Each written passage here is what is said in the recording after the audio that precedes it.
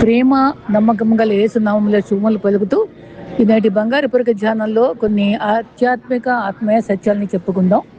అయితే జీవితంలో నిరాశ కృంగిన సమయాల్లో దేవుడు మనల్ని సమీపిస్తాడు. నిరాశలో అన్ని వదిలివేసే సమయాల్లో ప్రోత్సాహం ఇస్తాడు, నిలబెడతాడు. కలవరంలో చెలరేగిన వేళల్లో మనల్ని చేయి పట్టుకుని ఆదుకుని నడిపిస్తూ అభయం ఇస్తాడు. ఆ క్రీస్తు మన పట్ల అధిక శ్రద్ధ కలిగిన మనసు గలవాడే ప్రేమిస్తాడు. ఒక బెలూన్ గాల్లో స్వేచ్ఛగా ఎగరాలంటే ఆకాశం ఆధారం కాదు, గాల్లో ఉన్నటువంటి గాలి పైకి ఎగిరేందుకు సహాయపడుతుంది. ఆకాశంలో ఉండే గాలి మనకు నిత్యము సహాయపడే పరిశుద్ధాత్మ శక్తి మనకు ప్రోత్సాహము, ఉత్సాహము, అధిక ఉజ్జీవాన్ని అందిస్తూ ఉత్తమమైన ఉన్నత శిఖరాలకు నడిపిస్తుంది. దేవుని అపార కృపలో దాగిన ఐశ్వర్యాన్ని, ప్రేమతో నిండిన సంపదను, దయతో కూడిన ఆదరణను, దైవ సన్నిధి వల్ల లభించే అత్యధిక బలమును, శక్తి, ప్రభావము, ఆయన భద్రతకే తాకే ఆప్యాయత నిండిన స్పర్శ మనకు గొప్ప ఆశీర్వాదాలు అందిస్తుంది. ప్రార్థన అనగా క్రీస్తు నామంలో మన పాపాలను ఒప్పుకుంటూ ఆయన చూపిన కృప, దయ, వాత్సల్యం కొరకు సదా వందనాలు చెల్లిస్తూ మన హృదయంలోని కోరికలు చెప్పుకుంటూ ఆయన సంపూర్ణ చిత్తాన్ని పూర్తిగా తెలుసుకోవడం. ప్రార్థన అనగా రాజులు రాజు, ప్రభులకు ప్రభు అయిన క్రీస్తు సింహాసనం వద్దకు వెళ్ళుట, ఆయన హృదయపూర్వకంగా స్తుతించి ఆరాధించుట.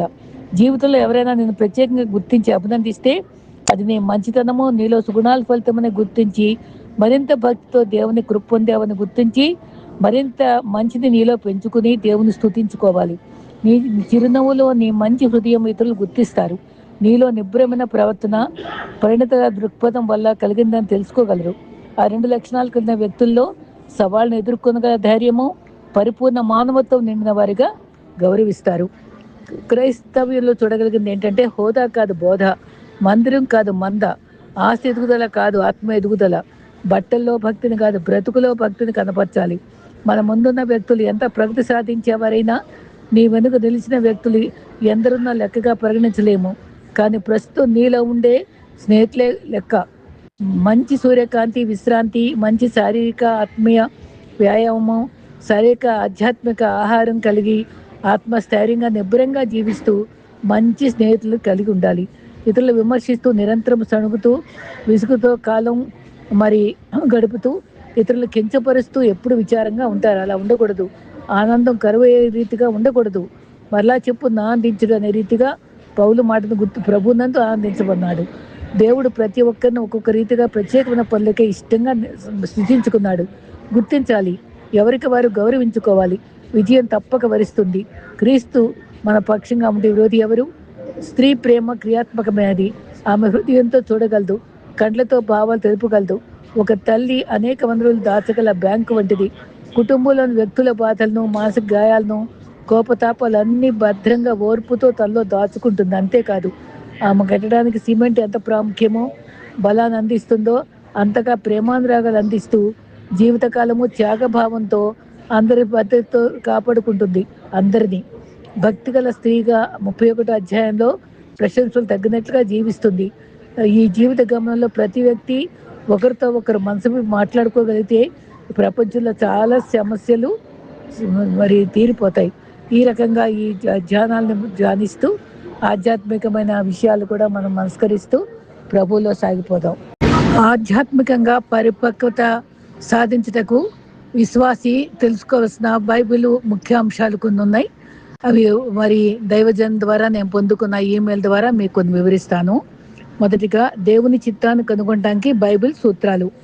అనేక మంది నిష్కపటమైన అంటే సిన్సియర్ క్రైస్తవులు తమ జీవితంలో కీలకమైన నిర్ణయాలు తీసుకున్నప్పుడు ఉద్యోగం ఎంచుకుంటాం, జీవిత భాగస్వామిని ఎంచుకుంటాం, పూర్తికాల పరిచర్యలోకి రావడం, సంఘాన్ని మార్పుకోవడం లేదా వేరే దేశానికి వెళ్ళడం వంటివి, ఆ తర్వాత వాటి గురించి బాధపడిన సందర్భాలు కూడా ఉంటాయి.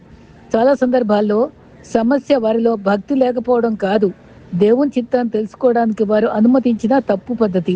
కొందరు తమ ప్రార్థనా సమయంలో బైబిల్ను యాదృచ్ఛికంగా తెరచి మొదట కనిపించిన వచనాన్ని చూసేసి అది ముఖ్యమైన నిర్ణయం కోసం దేవుడు తనకి ఇచ్చిన వ్యక్తిగత ఆదేశంగా భావిస్తారు. మరికొందరు తమకు కలిగిన ఆలోచనలు, కలలు, భావోద్రేకాలు, ఎమోషన్స్ లేదా సందర్భంతో సంబంధం లేని ప్రవచనాలపై ఆధారపడతారు. దేవుడు సర్వాధికారి. ఆయన తన ప్రజలను అనేక మార్గాలు నడిపించగలడు. కానీ ముఖ్యమైన నిర్ణయాలను యాదృచ్ఛికంగా మరి వచనాలను ఎంచుకోవడం ద్వారా తెలుసుకోవాలని బైబిల్ ఎక్కడ బోధించదు. సాతాను యేసును శోధించినప్పుడు వచనాలను సందర్భం లేకుండానే ఉదహరించాడు. మత్తయి 4:6. దానికి ప్రతిగా యేసు లేఖనాలతోనే వివరణ ఇస్తూ వాటిని సరైన రీతిలో అన్వయించుకున్నారు. మత్తయి 4:4, 7, 10. మరి ఆ కాంటెక్స్ట్ బైబిల్ వచనాలను వాడితే అవి తప్పుదారి పట్టించగలవని ఇది మనకు గుర్తు చేస్తోంది. దేవుడు మన ప్రజలను ప్రధానంగా తన వాక్యంలోని సంపూర్ణ బోధన ద్వారా దాని సరైన సందర్భంలో అర్థం చేసుకున్నప్పుడు నడిపిస్తాడు. అపొస్తలుల కార్యాలు 20:20. లేఖనాలు సరైన వివరణ, ప్రార్థన, జ్ఞానము, పరిశుద్ధాత్మ కార్యము, పరిపక్వత కలిగిన భక్తిగల వారి సలహాలు, దైవిక పరిస్థితులు మరియు ప్రతి నిర్ణయంలోనూ క్రీస్తును మహిమపరచాలనే కోరిక ద్వారా ఆయన తన చిత్తాన్ని బయలుపరుస్తాడు. బైబిల్ మనల్ని అడ్డదారులు తొక్కకుండా జ్ఞానాన్ని వెతకమని ప్రోత్సహిస్తుంది. నీ పూర్ణ హృదయంతో యెహోవా యందు నమ్మకించము, అని నీ త్రోవలను సరళం చేయును. సామెతలు 3:5-6 వరకు. మీలో ఎవరికైనా జ్ఞానం తక్కువైతే అతడు దేవుని అడగాలి. యాకోబు 1:5. అంతేకాకుండా ఆలోచన లేని చోట కార్యములు చెడిపోవును. ఆలోచన కర్తలు పెక్కుమంది ఉన్న ఎడల అవి స్థిరపరచబడును అని కూడా వ్రాయి చెప్పబడింది. సామెతలు 15:22. ముఖ్యమైన నిర్ణయాలు తీసుకునే ముందు మనం ఈ క్రింది ప్రశ్నలు వేసుకోవాలి. ఇది లేఖనాలకు స్పష్టంగా అనుగుణంగా ఉందా? ఇది దేవుని మహిమపరచడానికి సహాయపడుతుందా? ఇది క్రీస్తులు ఎదగటానికి నాకు సహాయపడుతుందా? పరిపక్వత, భక్తిగల విశ్వాసులు దీని గురించి ఏం సలహా ఇస్తున్నారు? నేను దేవుని మహిమ కొరకు ఆలోచిస్తున్నానా లేక స్వార్థపూరిత ఆలోచనతోనా? దీనివల్ల కలిగే దీర్ఘకాలిక పరిమాణాలను మరి నేను హృదయపూర్వకంగా ప్రార్థనాపూర్వకంగా ఆలోచించానా? దేవుని చిత్తం అనేది యాదృచ్ఛిక వచనాలలో దాగి ఉన్న రహస్యం కాదు. మనం ఆయనతో సన్నిహితంగా నడుస్తూ ఆయన వాక్యం ద్వారా మన మనసులో నూతనపరుచుకుంటూ జ్ఞానం కోసం ప్రార్థిస్తూ ఆయన ఇప్పటికీ బయలుపరిచిన వాటికి లోబడి ఉన్నప్పుడు ఆయన నమ్మకంగా మన మార్గాలను సరళం చేస్తాడు. రోమా 12:1-2, కీర్తనలు 119, 105. నిర్ణయాలు తీసుకోవడానికి ఏదో ఒక వచనం ఎతకడం కంటే లేఖనాల మొత్తం సందేశాన్ని అర్థం చేసుకోవడం మరియు దేవుని సత్యం మన ఆలోచనలను రూపుదిద్దేలా అనుమతించడం నేర్చుకుందాం. అప్పుడు మన నిర్ణయాలు యాదృచ్ఛికంగా లేదా భావోద్రేకాల మీద కాకుండా బైబిలు మరి ఆధారిత జ్ఞానం మీద ఆధారపడి ఉంటుంది. అది ఒక అంశం. ఇంకా మనం గమనించుకుంటే చాలా చక్కటి అంశాలు మనకి ఆధ్యాత్మికంగా మేలు చేస్తాయి. పేదవారిని మనం విశ్వాసగా తక్కువ చూడకూడదు. పేదవారిని ఎప్పుడూ తక్కువగా చూడకూడదని బైబిల్ బోధిస్తుంది. ఒక వ్యక్తి విలువ అతని ధనము, చదువు, హోదా లేదా ఆస్తుల వల్ల కాదు, దేవుని స్వరూపులో సృజింపబడిన వాడనే వాస్తవం వల్ల. పేదవారిని హేళన చేయడం వారి సృష్టికర్తను అవమానపరచడమే. దేవుడు పేదల పట్ల ప్రత్యేక శ్రద్ధ కలిగి ఉన్నాడు. ఆయన ప్రజలు వారి పట్ల కనికరము, న్యాయము, దయ చూపాలని కోరుతున్నాడు. మరి సామెతలు 14:31, సామెతలు 19:17, తర్వాత కీర్తనలు 113:7లో చూడగలం. సోమరితనం పేదరికానికి దారితీస్తుంది. ప్రతి పేదరికము సోమరితనం వల్ల రాదు. అయినప్పటికీ సామెత గ్రంథము సోమరితనము తరచుగా కొరతకు, కష్టాలకు దారి తీస్తుందని హెచ్చరిస్తుంది. దేవుడు పనిని ఒక మంచి వరంగా ఇచ్చాడు. ఆయన మనలను శ్రమించే వారిగా, బాధ్యత గల వారిగా, నమ్మకమైన వారిగా ఉండమని పిలుస్తున్నాడు. సోమరి అయిన వాడి విజయాన్ని కోరుకుంటాడు, కానీ దానికోసం అవసరమైన కృషి చేయడు. శ్రమ మాత్రము ఫలితాన్ని, సమృద్ధిని తీసుకొస్తుంది. మరి సామెతలు 10:4, సామెతలు 6:6-11, 13:4-2, దెస్సలోనిక పత్రిక 2:3-10. ఆస్తులు కలిగి ఉండటంలో తప్పు లేదు, వాటికి బానిసలు అవ్వడం తప్పు. ధనము లేదా ఆస్తులు కలిగి ఉండటం తప్పు అని బైబిల్ చెప్పదు. అబ్రహాము, యోబు, దావీదు వంటి భక్తులు కూడా ఆస్తులు కలిగి ఉన్నారు. మరి ప్రమాదం ధనములో లేదు. ధనంపై నమ్మిక ఉంచడంలో, ధనాన్ని ప్రేమించడంలో లేదా అది మన హృదయాన్ని పాలించడంలో ఉంది. మనం ఆస్తులను కలిగి ఉండాలి, ఆస్తులు మనల్ని కలిగి ఉండకూడదు. ధనం మంచి సేవకుడు కావచ్చు, కానీ చెడ్డ యజమాని. ఒక వ్యక్తి విలువ మరి అతను కలిగి ఉన్న వాటిపై ఆధారపడదు. ఈ లోకం మనుషులను వారి జీతము, ఇల్లు, కారు, ఉద్యోగం లేదా విజయాల కింద ద్వారా కొలుస్తుంది. కానీ దేవుడు వేరుగా చూస్తాడు. మన విలువ దేవుని స్వరూపులో సృష్టింపబడిన వారమనే విషయం పైననే ఆధారపడి ఉంటుంది. విశ్వాసుల విషయంలో క్రీస్తు ద్వారా విమోచించబడిన వారమనే వాస్తవాన్ని కూడా దానికి జత అవుతుంది. యేసు ఒక మనిషి జీవితాన్ని దాని ఆస్తుల సమృద్ధిలో లేదని హెచ్చరించాడు. సువార్త సంబంధంగా ఆలోచిస్తే దేవుని ఎదుట మనమందరం ఆత్మీయంగా దరిద్రులమే. మన ప్రయత్నాలు లేదా ఆస్తులు మనకు రక్షణను సంపాదించలేవు. అయితే ధనవంతుడైన క్రీస్తు మన కొరకు దరిద్రుడయ్యాడు. తద్వారా మనము దేవుని కృపలో ధనవంతులం అవుతాం. నిజమైన ఐశ్వర్యం ధనంలో కాదు, క్రీస్తుని తెలుసుకోవడంలో, పాప క్షమాపణలో, దేవుని కుటుంబంలో భాగం అవడంలో మరియు నిత్య జీవాన్ని పొందడంలో. మరి 2 కొరింథీ 8:9 కూడా మనం చదువుకోవచ్చు. ఇంకా 3వ టాపిక్గా మనం గమనిస్తే ఇంకా మనకు చాలా చక్కటి అంశాలని మనం చూసుకోవచ్చు. ఏంటంటే మరి ప్రతి ఒక్కరూ కూడా మరి సంతోషించడానికి బద్దులమై ఉంటాం కదా. మరి నెహెమ్యాలోని యెహోవా చక్కని విషయాలు ఆనందించడంలో చక్కటి మాటలు చెప్పాడండి. మరొక అంశంలో మరి యెహోవా యందు ఆనందము మీకు బలం అని నెహెమ్యా చెప్పడంలో నెహెమ్యా 8:10లో ప్రభు ఆనందమే మీకు బలం అనే వాక్యము ఒక గొప్ప ఆధ్యాత్మిక రహస్యం. దాని అంతరార్థాన్ని మనం ఇలా అర్థం చేసుకోవచ్చు. ఆనందం అంటే ఏమిటి? ఇక్కడ చెప్పబడిన ఆనందం అంటే కేవలం సంతోషం, హ్యాపీనెస్ మాత్రమే కాదు. సంతోషం అనేది మన చుట్టూ జరిగే మంచి సంఘటనల మీద ఆధారపడి ఉంటుంది.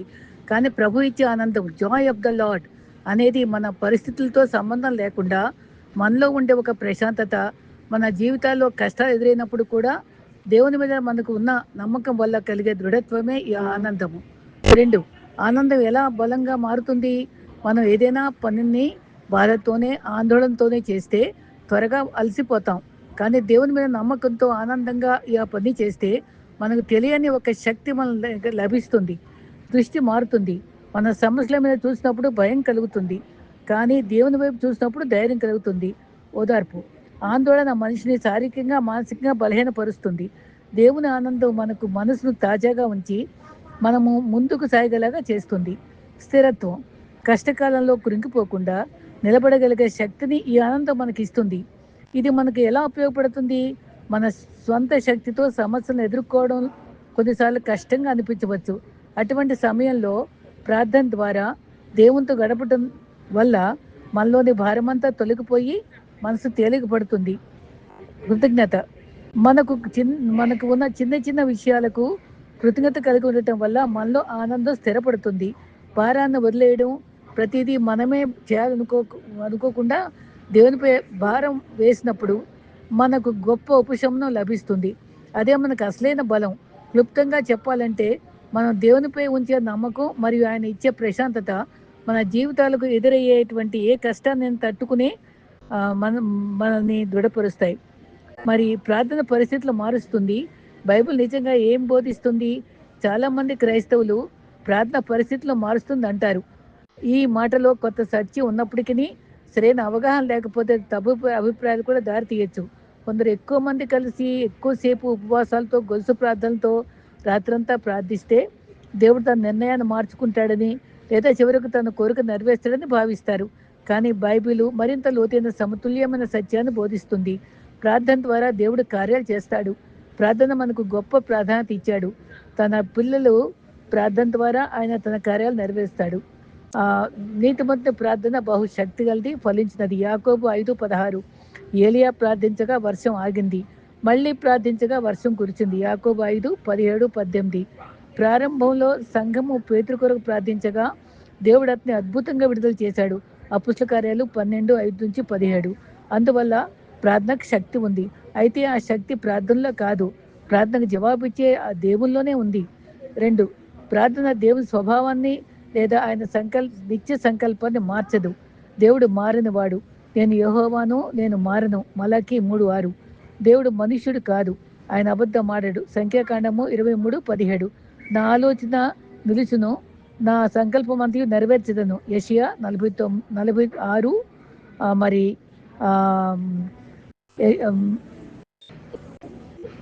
2-3 వచనాల్లో ఉంది. 9-10 వరకు ఉంది. ప్రార్థన ద్వారా దేవునికి కొత్త సమాచారం తెలియజేయడం కాదు, ఆయన మన అవసరాలన్నీ ముందుగా ఎరుగును. 3, దేవుడు తన సంకల్పాన్ని నెరవేర్చడానికి ప్రార్థన ఒక సాధనంగా నియమించాడు. దేవుడు ఏం జరుగుతుందో మాత్రమే కాదు, అది ఎలా జరుగుతుందో కూడా నిర్ణయించాడు. ఉదాహరణకు, దేవుడు వర్షం పంపాలని నిర్ణయించినప్పటికీ ఏలియా ప్రార్థించాడు. 1 రాజులు 18, యాకోబు 5:17-18. యేసు కూడా ఇలా ప్రార్థించమని బోధించాడు. నీ చిత్తము పరలోకము నెరవేరినట్లు భూమి మీదను నెరవేరును గాక. మత్తయి 6:10. అంటే ప్రార్థన దేవుని చిత్తాన్ని మార్చడానికి కాదు, దేవుని చిత్తంలో భాగస్వాములు అవ్వడానికి. చాలాసార్లు ప్రార్థన పరిస్థితుల కంటే ముందు మనల్ని మారుస్తుంది. ప్రార్థనలో దేవుడు మన హృదయాన్ని మారుస్తాడు, ఆందోళనకు బదులుగా సమాధానం ఇస్తాడు. ఫిలిప్పీ 4:6-7. జ్ఞానాన్ని ఇస్తాడు. యాకోబు 1:5. శ్రమలు భరించే కృపను ఇస్తాడు. 2 కొరింథీ 12:9. క్రీస్తు స్వరూపంలో ఎదగడానికి సహాయం చేస్తాడు.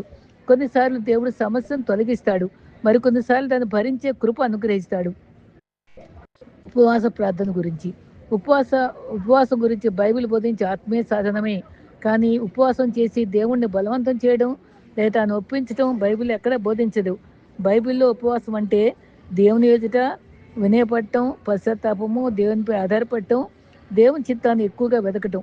గొలుసు ప్రార్థనలు అంటే చైన్ ప్రేయర్స్. అనేక మంది ఒకే విషయం కలిసి ప్రార్థించడం తప్పు కాదు. ప్రారంభ సంఘం పేతురు కోసం నిరంతరం ప్రార్థించింది. అపోస్తల కార్యం 12:5. అయితే ఎక్కువ మంది ప్రార్థిస్తేనే దేవుడు వింటాడు, లేక 24 గంటలు గొలుసు ప్రార్థిస్తేనే దేవుడు పనిచేస్తాడని బైబిల్ ఎక్కడ బోధించదు. దేవుడు ప్రార్థనల సంఖ్యని కాదు, విశ్వాసాన్ని, హృదయాన్ని, తన చిత్తానికి లోపడిన ప్రార్థనలు చూస్తాడు. 7, ప్రార్థన దేవుని చేతిని మెలిపెట్టడం కాదు. కొన్నిసార్లు మన మాటలు చూస్తే ఎక్కువ ప్రార్థిస్తే దేవుడు చివరికి ఒప్పుకుంటాడన్న భావన కనిపిస్తుంది. కానీ యేసు ఇలా హెచ్చరించాడు, అన్యజనుల వలె వ్యర్థమైన మాటలు పలుకుచుండవద్దు. మత్తయి 6:7-8. మనం అడగకముందే మన అవసరాలు తండ్రికి తెలుసు. ప్రార్థన దేవుని ఒప్పించడం కాదు, దేవునిపై నమ్మకం ఉంచటం. ముగింపుగా, ప్రార్థన నిజంగా మార్పును తీసుకొస్తుంది. ఎందుకంటే దేవుడు తన పిల్లల ప్రార్థనల ద్వారా కార్యం చేయాలని నిర్ణయించాడు. అయితే ప్రార్థన దేవుని స్వభావాన్ని, జ్ఞానాన్ని లేక నిత్య సంకల్పాన్ని మార్చదు. కాబట్టి ప్రార్థన పరిస్థితుల్ని మారుస్తుంది అన్న మాట కన్నా, దేవుడు తన పరిపూర్ణ చిత్తం ప్రకారం ప్రార్థన ద్వారా పరిస్థితులు మారుస్తాడు, అదే సమయంలో మనల్ని కూడా మారుస్తాడు అని చెప్పడం బైబిల్కు మరింత అనుగుణంగా ఉంటుంది. మన విశ్వాసం ప్రార్థనలో కాదు, ప్రార్థనకు జవాబిచ్చే సర్వశక్తిమంతుడు, సర్వజ్ఞుడు, ప్రేమగల దేవునిలోనే ఉండాలి. 1 యోహాను 5:14-15. ఈ రకంగా మనము ఈ భావాలన్నిటినీ మనం మనసులో ఉంచుకోవడం చాలా చాలా అవసరం. ఇంకా ఆత్మీయమైనటువంటి ఈమెయిల్స్ నేను పొందుకోవడంలో చాలా ఆధ్యాత్మికంగా మేలు పొందుతూ చివరిగా రోమా 8:13 కొంచెం అర్థం చేసుకుందాం. పౌలు చాలా జ్ఞానయుక్తంగా చెప్పాడు, మీరు శరీరానుసారంగా జీవిస్తే ఎడల చావనే ఉందరు, అయితే ఆత్మచేత శరీరక్రియలు చంపుతున్న ఎడల జీవిస్తారు. రోమా 8:13. ఇది అర్థం చేసుకోవడం చాలా అవసరం. రోమా 8వ అధ్యాయము క్రీస్తు విశ్వసించి పరిశుద్ధాత్మ పొందిన విశ్వాసుల గురించి మాట్లాడుతుంది. ఈ అధ్యాయము క్రీస్తు యేసునందున వారికి ఏ శిక్షా విధి లేదు, రోమా 8:1 అనే గొప్ప భరోసాతో ప్రారంభమవుతుంది. మరి 13వ